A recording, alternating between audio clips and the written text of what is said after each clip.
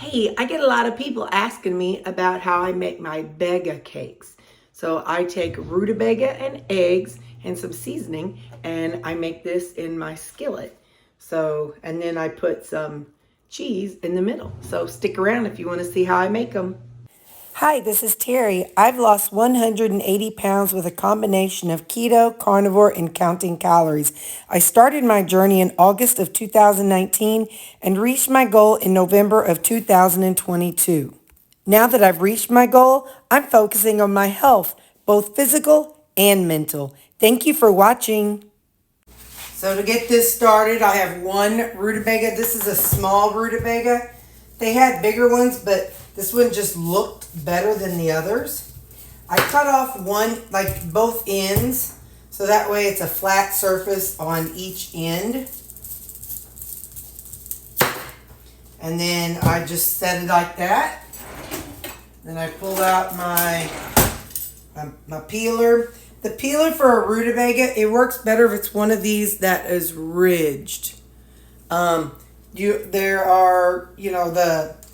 course you can buy the ones that are smooth, but the rutabaga cuts better if it's the ridged one. The rutabaga, they dip in wax. So rutabaga is not as popular as something like a potato. So to extend the life of rutabaga, they, at least I assume that's why, they dip it in wax. And so when you get it, you can see that waxy.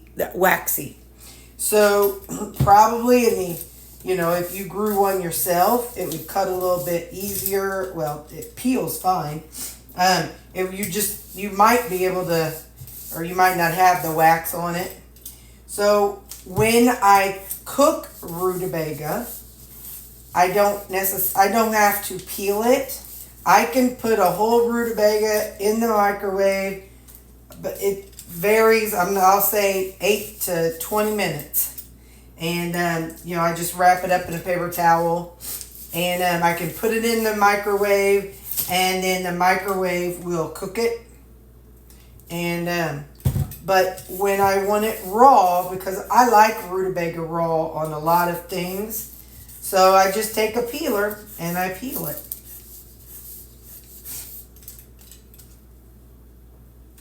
I'm going to finish this and I'll be right back.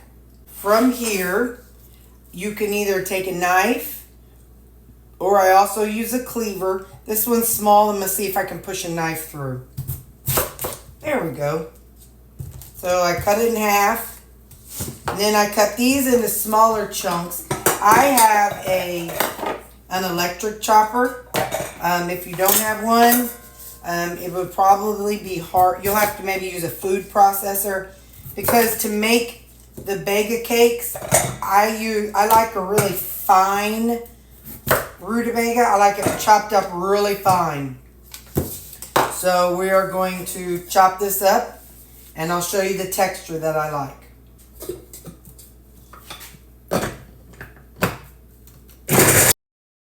That is the texture I like for the rutabaga. They're about the size of rice. So that is the texture. So that is the start of my rutabaga, that's the start of my Begga cakes. In comparison, this is the size. This is the one I use on my salads. This is the one I use for my Begga cakes and waffles. Hopefully you can see the difference. I know it kind of frustrates people that I don't, use measurements. So what I have, or that I don't use, like cups and spoons. So we'll weigh this, but I use about 1 cup. I have plugged into my tracker 200 grams. No, in the breakfast time it's 100 grams. Sorry. I have plugged in my tracker 100 grams. So that can vary from thing to thing. So see, that was a cup and it's 92 grams. But, maybe it wasn't a level cup. But, it's just going to vary. So That's why I tell you approximately 1 cup. In the meantime, I will take this little piece of paper and I'll cover my rutabaga. Paper towel. It's paper towel, not paper. Not writing paper. And I cover my rutabaga and I flip it. And that's how it gets stored in my refrigerator. So this, the one that I just used was 3 weeks old. So rutabaga, as long as you got that paper towel, it really lasts really good. So anyway, so now I'll get our eggs and I'll show you what we do next. From here I add in 3 eggs. 1, 2. I learned on TikTok the other day that if you just crack it on the side, you don't get shells in there. Sometimes you get it out on your counter, but they say you don't get shells in there. So far, it's been correct.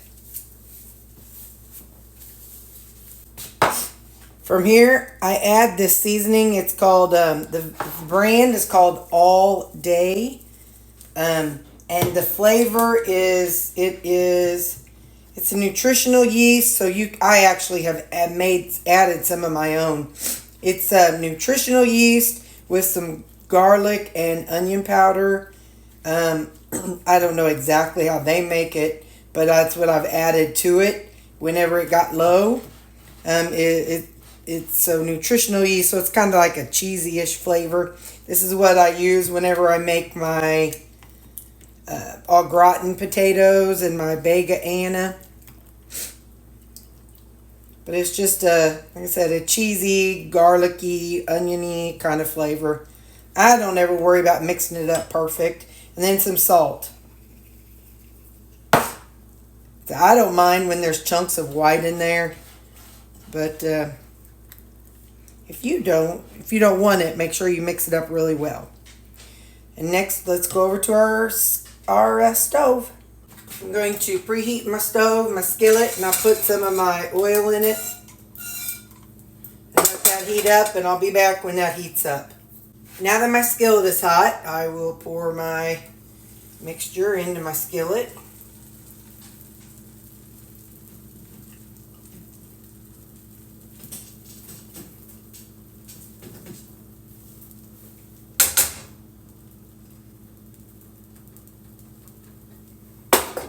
I spread it out just to make sure it fills up the whole bottom.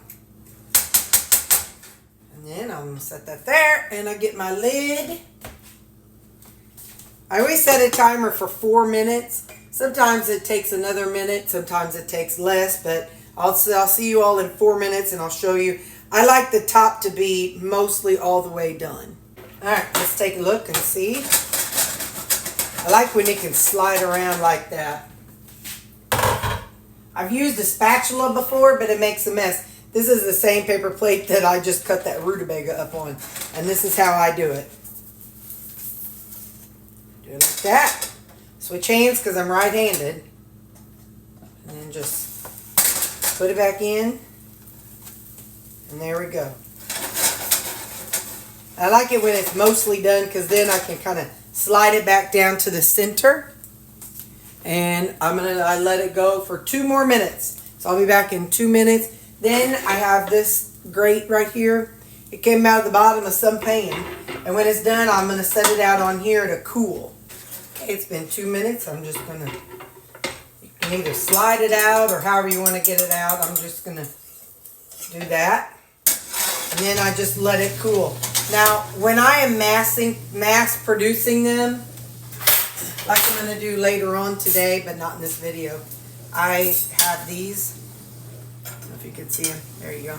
I have 2 of these. 4 can fit on this grate. And I let it cool all the way before I put it in a Ziploc bag and take to work. So that's why I mass produce them. But today, it's Saturday, so I want to eat this one. But I wanted you to see the whole process. So that if I was going to, pack these up for work, I'd take them in half, make wedges, put them in the little Ziploc baggies, and toss them in my refrigerator. So far, now this is me. I understand. I know everybody's a little different on how long they're okay with things lasting. I made 4, so I made, and those 4 worked okay. I made them, I think, on a Sunday, and I had enough for Monday, Tuesday, Wednesday, Thursday, and they were fine. So what I plan on doing is I'm going to make 5 for the upcoming week, but I'll do it another time. But anyway, so not in this video. But I plan on Sunday making 5 to see how that works. So, all right, now let's get it dressed up so we can eat it because I'm hungry. Okay, from here I buy this Laughing Cow cheese light. It is 25 calories per cheese wedge. You can buy the flavored. They have all different flavors. I love the Asiago, but my Walmart hasn't been selling that one lately. And they have a spicy one, but it's too early in the morning to be having spicy cheese. So I just do the seasonings that I did. I like spreading it with a spoon because I don't know, it just seems to spread better. Pick your side. You'll have the one side and the other side. This darker side usually is a little stiffer, a little firmer because it's probably the first side I cooked.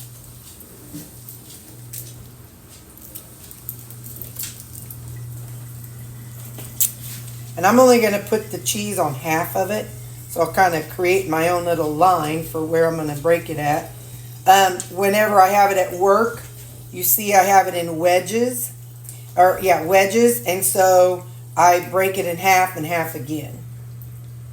But I like it as a sandwich shape. You know, fold it over.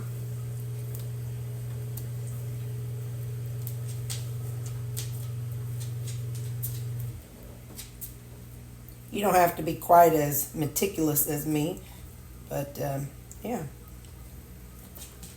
And of course, you gotta lick the spoon. From here, we're gonna fold it in half. And we'll do a nice natural break. And that is how it looks. So let's give it a taste. All right, let's give it a taste test. Also, this same amount is what I used when I made my waffles.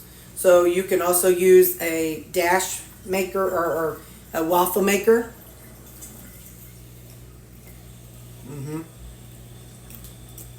I know it's good. You could use whatever you want to. Zucchini. Diane, I think it was Diane that just said that she tried it with cabbage.